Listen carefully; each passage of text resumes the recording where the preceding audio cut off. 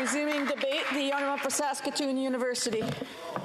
Thank you, Madam Speaker. It's an honor to take my place here and follow the great speaker that we heard earlier. And I was shocked when he outlined the 6 strikes, not 1 strike, not 2 strikes, not 3, 4, 5, 6 strikes. And mind you, that there's a 7th one with the doctoring of Hansard that hasn't been ruled on for weeks by the Liberal Speaker.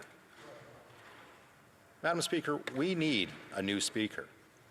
My remarks will be through you, but they're really directed to the power that is holding in this place, which is the NDP. We have an agent of the Crown being our Speaker, and I'm most concerned about the orange portion of that Crown. The orange portion used to stand for the common man, for the common person in this place. And they have fallen so far from that position. The Greens' carpet in this place is to represent that common people that the NDP used to represent. And those people have been, well, ignored by the NDP. Forgotten. Some would say forgotten. But it is an interesting exercise to consider the NDP's position. With all these violations, but the most recent violation, not the one that we're talking about today, but the last one is the most telling, is because that allegation that this NDP government, or this is an NDP Liberal government, but this NDP party referenced that that was it. That, you know what, this Speaker messes up one more time and there's going to be hell to pay. And guess what? He messed up. We're here. We have yet to hear the ruling on the Hansard cover-up that is going on right now. So we're looking at 7 violations and maybe more within 8 months, and you have confidence in this Speaker? I want to remind the honourable member needs to address all questions and comments through the chair, and so I hope that he'll abide by that. The honourable member for Saskatoon University. Point of order, the honourable member for New Westminster Burnaby.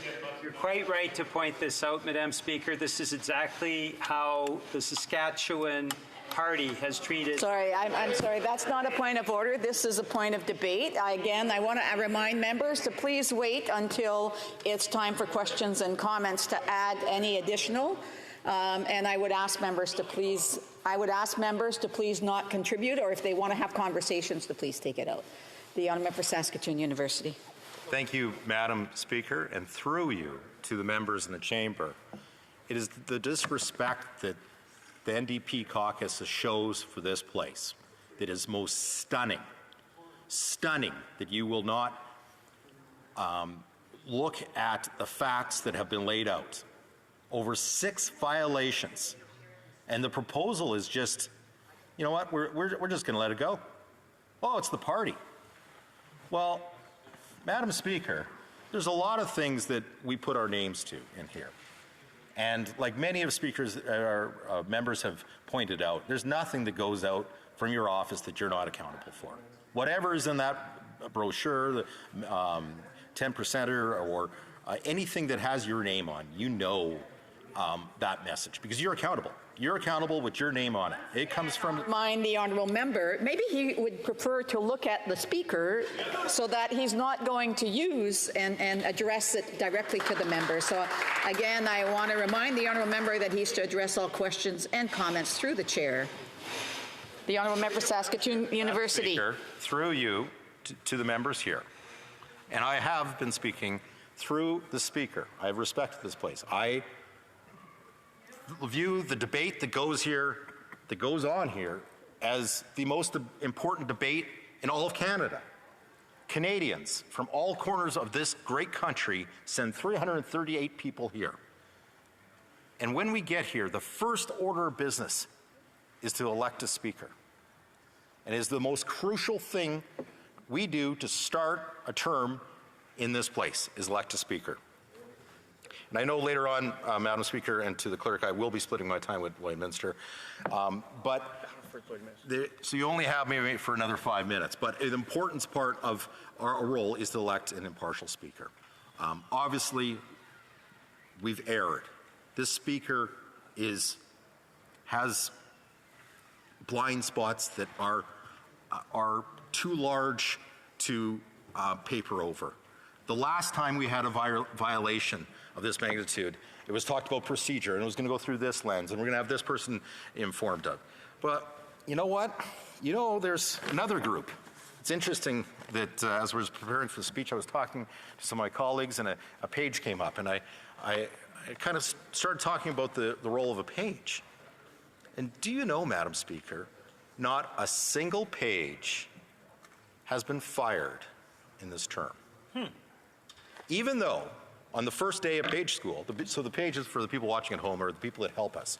So they bring over important documents, they let us know if the guest is here, they make sure that they facilitate the debate. And an important role is for them to be impartial.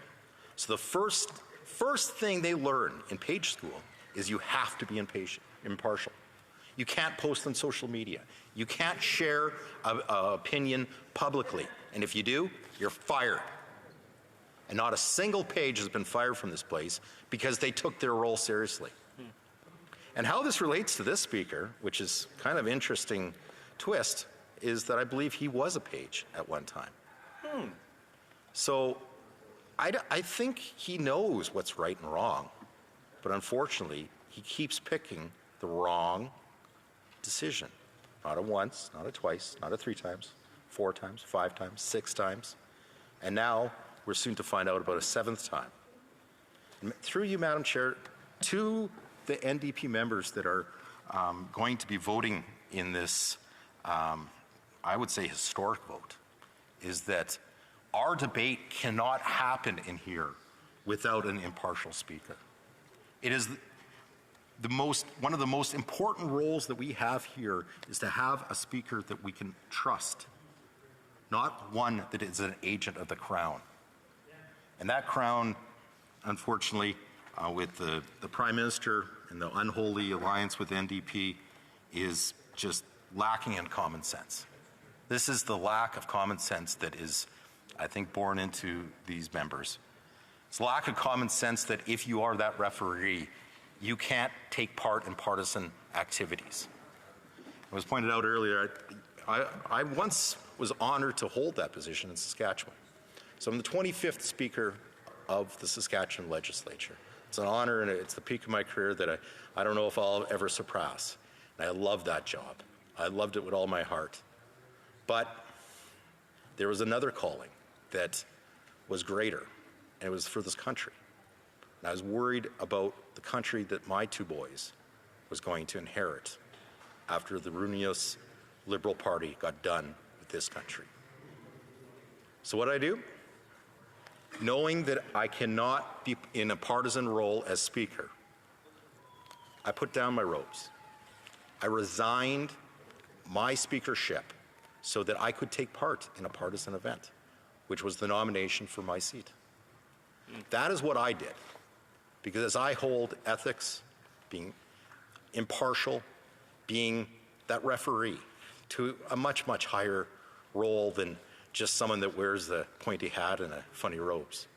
Because even that is important. Because, Madam Speaker, like yourself, you wear those robes because it identifies you as someone different than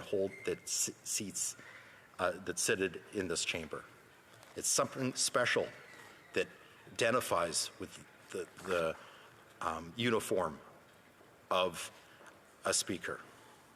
And it's with heavy hearts that I ask the current speaker, lay down your robes.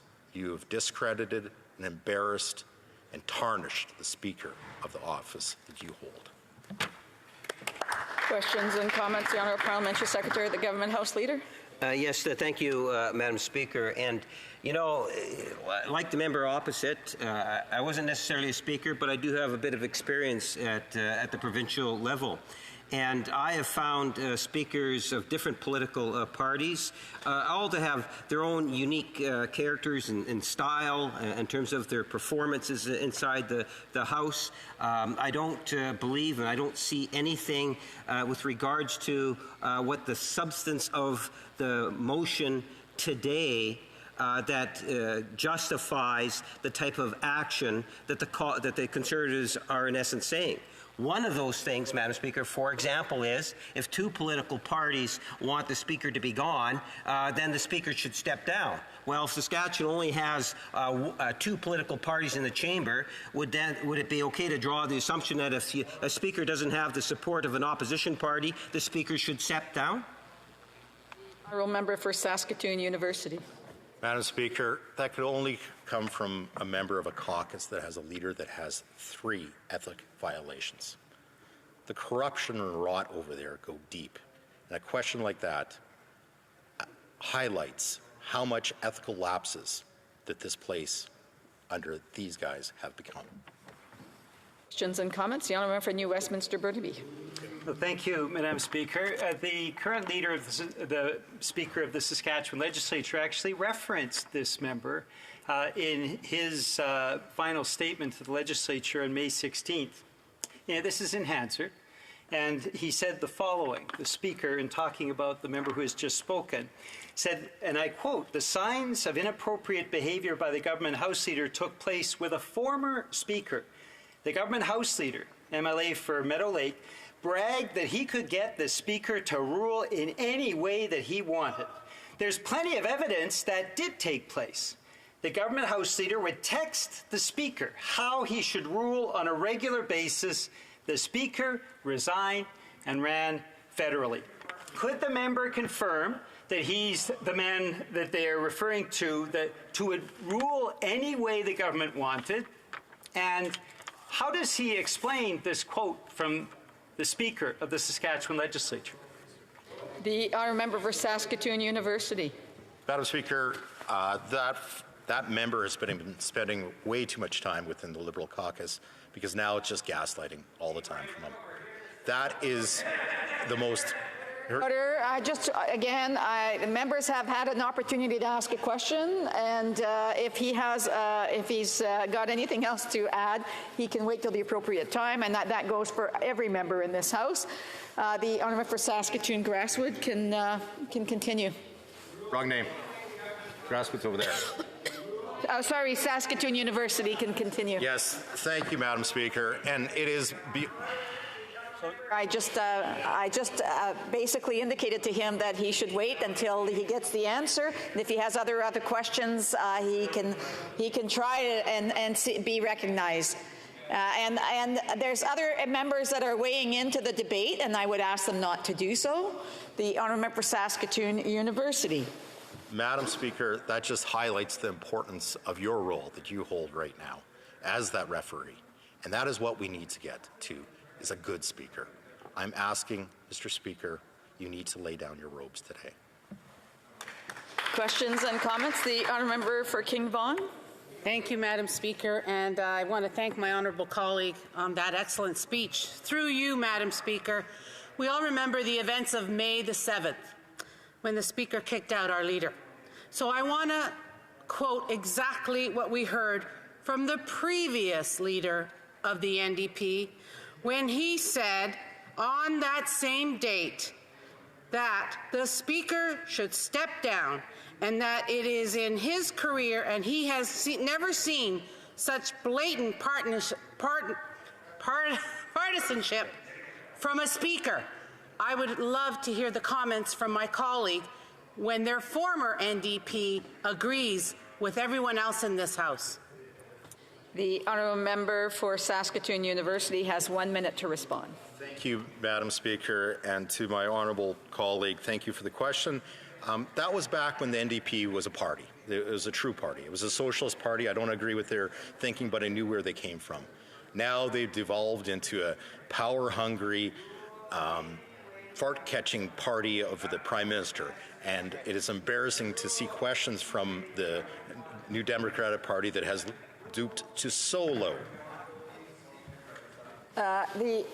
there's still some heckling going on, or some individuals who are trying to participate in the debate, I would ask them to wait until the appropriate time. The Honourable for Saskatoon University has 30 seconds to wrap up. Madam Speaker, that is so nice of you to respect the clock and give me the last few 30 seconds here to just wrap up my comments. And I'd like to thank everyone for helping us get here. But I'm also wanting to talk directly to the people that are helping the Speaker out right now. He needs help. He has embarrassed the office of Speaker, and you need to convince him to resign. Order.